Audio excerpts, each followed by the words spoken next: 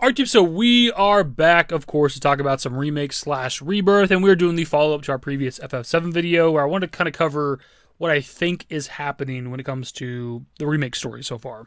Now, as I mentioned with that previous video, kind of the point of this series is just to get my final thoughts out there before we get to the actual marketing for Rebirth, which we're all just hoping and expecting to happen relatively soon.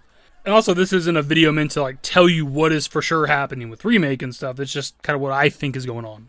So this first thing I'm kind of split on these days. For the last couple of years when it came to Remake, I've always loved the idea, or ran with the idea, of Remake being a sequel, right? Some level of a sequel to the compilation taking place sometime after Dirge of Cerberus. I still do think that that is a possibility. I do think that we're getting a continuation of the FF7 story, not them just simply retelling the Final Fantasy VII story. But in terms of it being a sequel, it's I don't know exactly how that works. Is this a fully recreated world and these characters? This is Cloud from the compilation that we know, but it's post Dirge of Cerberus Cloud, but he's redoing the FF7 story. I don't know, who's doing that? Who's recreating Gaia, and who brought Cloud? Are they brought back to life or something? Are they the same characters from post Dirge of Cerberus, but brought to a separate reality, a separate world, a recreation of Gaia? I don't know. That's where I don't understand quite how it's a sequel.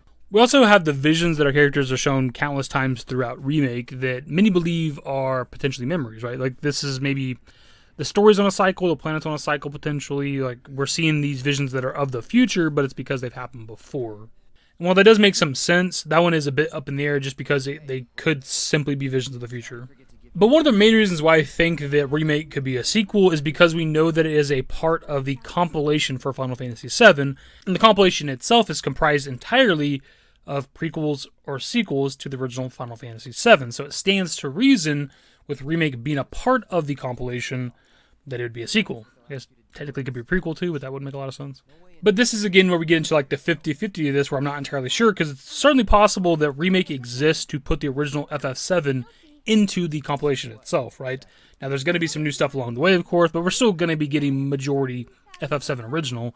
It might be kind of the purpose of Remake. Now, some people think that that's all we're getting, as in it's just the retelling of FF7 and that's it, nothing new, and I don't think that's the case. I don't think they made this game all this time later, made it part of the compilation just to retell FF7. I think there's a new story here somewhere. But also, if Rebirth and everything going forward is just FF7 by the books, and the entire ending to Remake was fucking pointless, us defeating Whisper Harbinger and breaking away from capital D Destiny, that's all fucking pointless and did not matter if we're just still doing FF7. And I think the perfect middle ground is us following majority the FF7 story, but there's a new goal, right? Sephiroth has this knowledge now, and he has a new end goal, something he's trying to do differently from maybe FF7 original. And that way we're getting a new story. It's adding to the compilation, but it's also giving us the remake that we've always wanted. Now, following up from the questions I had with the previous video, with the character of Zack Fair and his fate, I've fluctuated on this a lot over the last couple of years, because I've just seen different ideas and theories and discussions posed, and it kind of flips what I think is happening. But I think as of right now, if you ask me what I think is happening with Zack, I think he's alive. It's really just the easiest way to explain the scene, just looking at it for what they're showing us at the end of Remake. Zack survives, right? His fate was changed somehow. I don't have an explanation for the different chip bag other than the alternate reality stuff. Or rather, the altered timeline stuff. It just makes the most sense to me.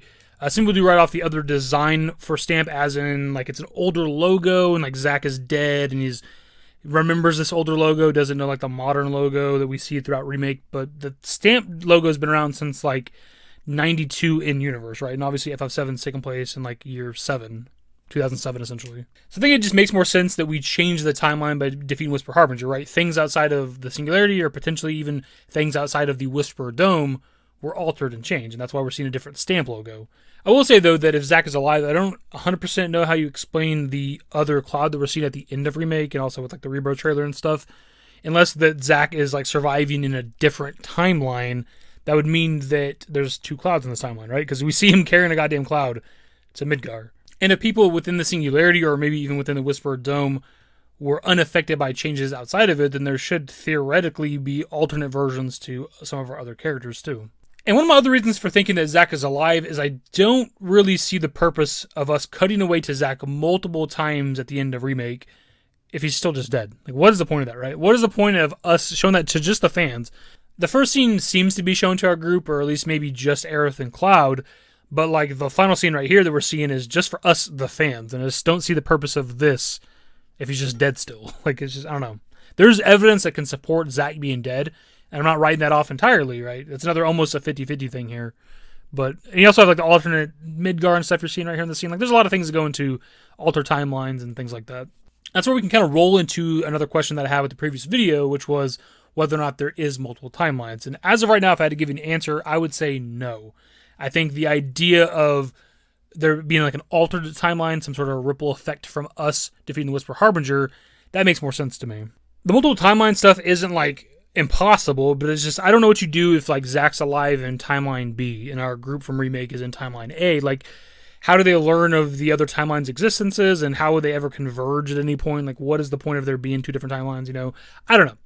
It seems too convoluted. It's easier just to say that we changed the world a bit. And obviously, regardless of Zack's fate, he's going to have some sort of important role in the Remake story, and he can have an important role whether he's alive or dead. I just think it makes more sense for him to be alive. Give the fan service of Aerith and Zack getting to see each other finally, because obviously they didn't get that closure with the original FF7 and like Crisis Core and stuff. Now, some people's arguments for why Zack can't be alive is because of how important his death is, but as I've had to point out on this channel so many damn times now, it's frustrating to talk about, his death already happened, right? In the history of Cloud Strife in Remake, Zack already died and passed the Buster Sword on to Cloud. Like, nothing changes that, right? It's still the history of this Cloud in Remake. He took on Zack's mannerisms, his mind broke from the death and all that stuff, and he takes on his personality, and it sort of kicks off the FF7 story. Like, that all still takes place and happens, regardless of the ending of Remake. Now, what do I think Sephiroth is doing? I don't think we have enough information from just Remake to really know what he's trying to accomplish. I think that's something we're either going to learn in Rebirth, or it might be saved till the third game, to really know what his like overall plans are here.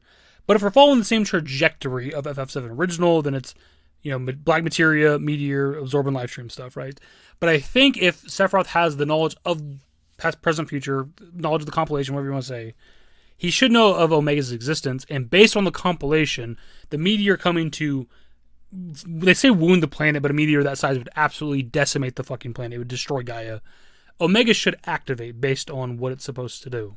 What Omega does in the lore is that when the planet's facing destruction, like they would absolutely destroy the planet or whatever, it sucks up all of the life stream and then flies off into space, and I guess it's supposed to deposit the life stream on a different planet and kind of start over, right? That's what Omega does. Its goal is very similar to what Sephiroth wants to do with FF7 Original, right? He wants to wound the planet but absorb all the life stream and become really, really powerful. So it's possible that Sephiroth's goal with Remake is to use Omega. Omega absorbs all of the life stream, and then maybe he just fucking kills Omega or whatever, and absorbs life stream from him, or just hops on Omega and flies off into space somewhere. I don't goddamn know. Either way, kind of my bold prediction for the Remake project. I do think Omega will play a role in the future. And I also did a video about them seemingly teasing Omega with Remake towards the end. Some people want Sephiroth to have a redemption arc, or think that he will have a redemption arc when it comes to Remake. I guess, like, kind of becoming a good guy by the end or some shit. But no, I try to get my personal thoughts and feelings into this stuff, but I think it just sounds fucking stupid. And Sephiroth's kind of the video game bad guy, right? He's up there in the pantheon with other video game bad guys. And it's just like, no, dude. I don't want good guy Sephiroth. We got that with Crisis Core. I don't need any more of it. Some other ones that we didn't really touch on with that previous video, but I figured we should talk about with this one, is Aerith's fate. This is a very popular discussion when it comes to this. And something that we might actually see in Rebirth, right? We're trying to focus on Rebirth specifically with this discussion, but some stuff might trickle on into the third game. But we might get up to the City of the Ancients, right? Some people think we're going as far as North Crater with the next game. So, is Aerith going to live or die? I think by the end of the Remake trilogy, she'll be dead. That might not be in the next game, and it might not be the City of the Ancients. We know towards the end of Remake that Aerith wants to change destiny when it comes to the story, which means that she has to know the future to some capacity, which means she probably knows her fate of dying. That's probably why she wants to change destiny, right? But I think by the end of the Remake story, she'll realize that she probably needs to die, because her being within the live stream is part of why we win at the end of FF7 Original, right? By the time we defeat Sephiroth at the end of the game, Holy's no longer strong enough to prevent Meteor, but obviously Aerith conjures up like the live stream and helps Holy defeat Meteor. So while Aerith is obviously wanting to change the future and seeing if she can prevent her death, I could see her by the end of the story doing this selfless thing and sacrificing herself. And the same thing goes for Zack, really. Like, even though I do think that he's alive, I could see by the end of Remake him being dead, even if it's just him doing the heroic thing and sacrificing himself for others, just like he did for Cloud at the end of Crisis Core, right? Especially if he knows that he's supposed to be dead, I could see Zack going out like a hero because he knows he's not supposed to be alive anyways.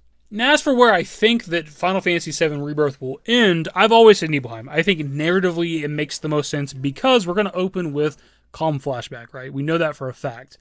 And I think it makes the most sense that the game would come full circle at Nibelheim. Our group's going to stumble into Nibelheim and see that it's perfectly fine. It's supposed to be burnt to the ground, destroyed based on Cloud's recollection, and also Tifa's to a certain degree. But of course, those are just my personal thoughts. We don't know how they're handling Rebirth in terms of the scope of the game, how big it's going to be, how many chapters it's going to be, how many locations we're going to visit in a similar order to OG FF7, whether each and every location is going to be expanded to a reasonable degree, if each and every location is going to have its own chapter and story content, or what, right? We just do not know how it's going to be handled.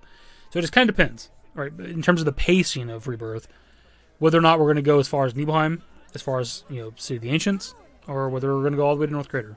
Again, it really comes down to like the pacing of Rebirth and really the third game as well. Like, there's still so much story to tell and so much content from OG FF7 that we've yet to explore, right? Making the first game Midgar only is a great game, but there's still so much to the story and world. And it's just, I don't know how it's all going to be handled. I hope it's great. I hope there's enough to each location. I don't want to just do what we did with OG FF7 and just kind of pass through. There's so many locations you go to and there's nothing. Like Costa del Sol, we go there and you just leave, right? Not a single ounce of story. You can get a little bit of like lore if you meet Hojo on the beach and talk to him. But other than that, that's it. That's Costa del Sol for you in the original FF7. And I assume that there's going to be stories to locations like that didn't have any with OG FF7, but I don't know what those are going to be. And I don't know how lengthy they're going to be, whether or not we're going to visit multiple locations within like one chapter or whatever the case. Who knows? But I will say, though, even though I think Nibelheim is a great stopping point narratively, there's still so much story beyond that, so many locations we visit, and assuming they're all expanded, I don't know how you save all of that for just one game, like the third game, right? So, I don't know. It's very possible we'll go beyond Nibelheim, but that's just where I'm at right now on this. I guess some other character fates we could talk about that we didn't talk about in the previous video is Jessie, Biggs, and Wedge. Obviously, with the ending of Remake, it seemed to be showing us that Biggs is alive, so I think that one's pretty obvious. We do see Jessie's glove on the table, potentially her bandana, could be Biggs' bandana as well. They both wear a red one. But we're just seeing a glove. I personally think that Jessie's dead, just because it doesn't make sense that she would survive. Like, Biggs was lower down on the tower, so it'd be easier for him to be saved by somebody potentially. But Jessie was pretty close to the damn top, so her surviving doesn't make any goddamn sense. And while I do think that she is dead, I also think that she needs to die, because then there's actual loss with the FF7 Remake story, right? Because as of right now, there's not. If Jessie survives, and also Biggs and Wedge, then there was no main character's deaths, and the stakes don't feel real. Like, we need that realism. Somebody needs to goddamn die. Because otherwise, the Sector 7 Platefall, like, it's a tragic situation. Thousands of people probably died, right? But none of our main characters died. So just, while that is a tragedy, it's not our group, so who cares? There's definitely a part of me, the fan, that wants Jessie, Biggs, and Wedge to live and go on to live happy lives. Like, she goes back to, like, work on stage at the Gold Saucer. Biggs keeps helping out at the Leaf House. Wedge gets to live with his cats and do all of his eating food and hanging out with his cats shit, or whatever the fuck Wedge does. Like, that's all great, man. And I wouldn't even hate if that happens, but I feel like there needs to be loss. And maybe they reverse it, and she gets to live, and nobody died with the first game, and maybe that's where we start experiencing loss with the second game. I don't know. We'll see. And obviously I think Wedge lived, right? We don't see him die. It cuts to black. He's thrown out the 64th floor window. But if we use like no clips shit and go outside of this area, like there's a roof below him, but also all of our group has a grapple gun. We see him use a grapple gun earlier during the Sector 7 Platefall stuff. So he gets thrown out the window, but that doesn't mean he can't survive it. And that is pretty much the video, my dudes. I think I covered kind of everything I wanted to with this particular video. I do want to do some more videos discussing future things with like Rebirth and stuff. Things I want to talk about, speculate on when it comes to Rebirth. There's probably some shit I'm not thinking about that I should be discussing in this video, but as of right now, I think I kind of covered the basics. If there's anything else that I'm missing that you think I should discuss, you can ask me in the comments. I'll try to reply. But it's kind of a lengthy video, so we should just wrap it up. Subscribe to the channel if you guys are new. Social networks in the description below. Follow me on Twitter, @DavidYT. That's it. Bye. Oh yeah, Marlene's also like ancient or part ancient or ancient adjacent or receives some sort of gift or powers from Aerith, because she could definitely like hear the plants, right? We see that at the end of Remake. That's a very like crazy moment. And she can even sense Aerith at the end of OG FF7, and that's without having some sort of scene between her and Aerith where it seems like she's given knowledge or power, right? So there's always been something with Marlene. We get something also at the end of like Advent Children. So there's something there with Marlene. I guess we'll see what that is. Used to care what people thought, but now I care more. And nobody out here's got it figured out. So therefore I've lost all hope of a happy ending, depending on whether or not it's worth it. So insecure, no one's perfect. We spend it with no shame. We blow that like Coltrane. We in here like Rogaine, or leave it like Cobain.